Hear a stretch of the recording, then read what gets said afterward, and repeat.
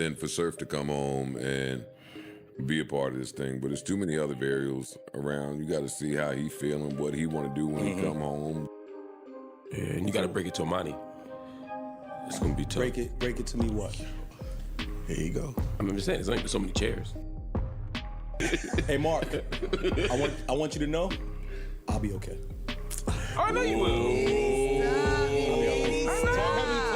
You're not going anywhere. See how you let him trick you into shooting? No, but it's okay.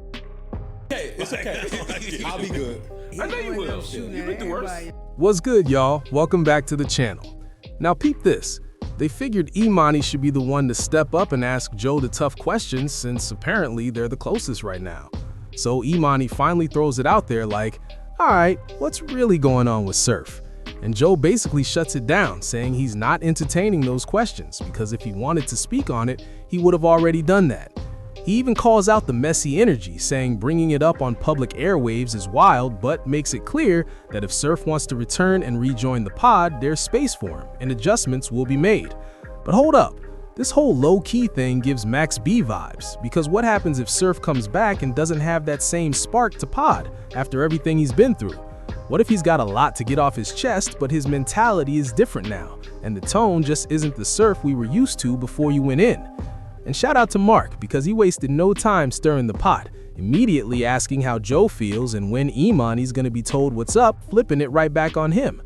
Emanny wasn't rattled though. He basically said his Patreon is doing numbers. He's not worried about Joe firing him, and he'll be just fine either way.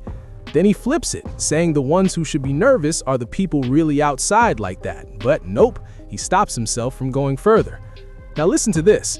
If I were Emanny, I would have clapped back and asked, so where's the Ian and Mark show at? Didn't y'all have something on the network?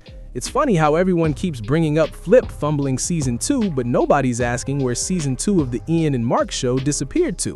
We barely see Ian on BTS anymore. He's definitely not on Mark's show because that's non-existent, yet he's back doing interviews and working behind the camera as if nothing happened. So what exactly are we supposed to be informed about here?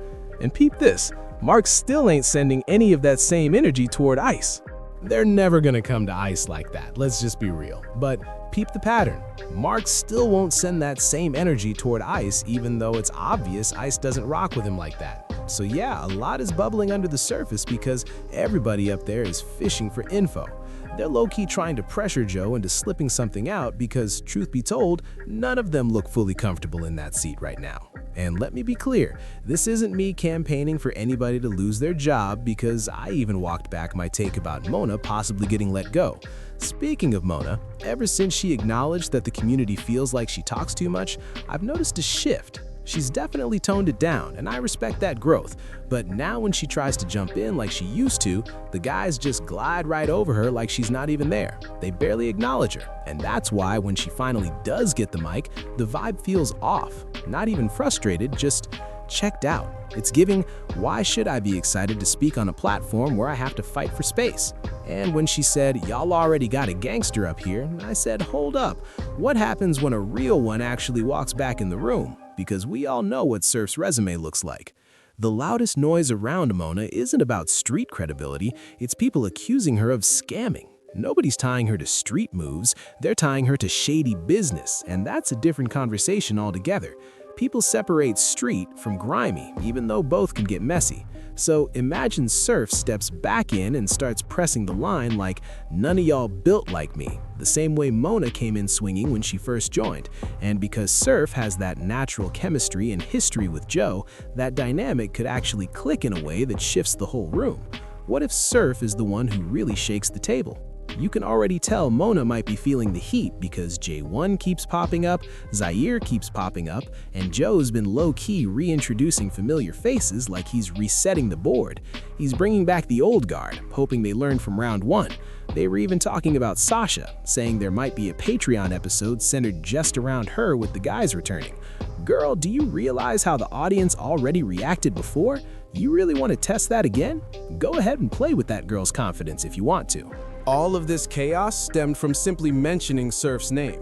And honestly, Emanny had every right to bring him up, because I had already looked into it myself a month ago, wondering when Surf was coming home. Sure enough, everything pointed to February 2026. And you already know Ice is tapped in. Ice feels secure because that's his guy. He was in the courtroom. So that's only going to make me push back harder when dudes try to clown me. I'm just gonna glance over at Surf.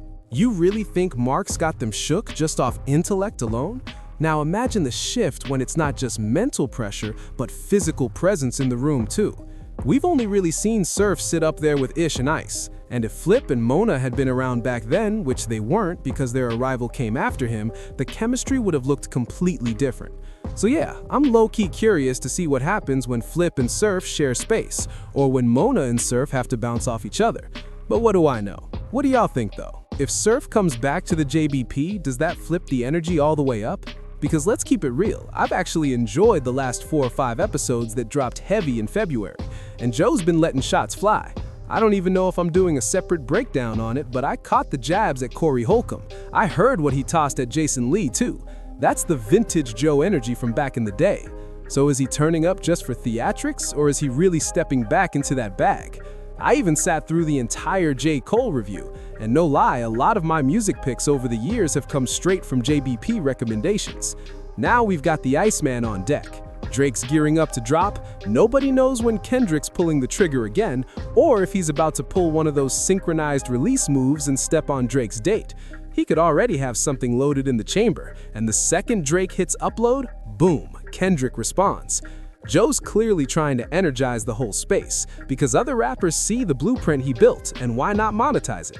You can call him the podfather if you want. He definitely cracked a lane that got rappers comfortable behind microphones. But at the end of the day, it's about ownership. It's about saying thank you instead of I can't or I don't belong here. Appreciate y'all for watching. Make sure you subscribe.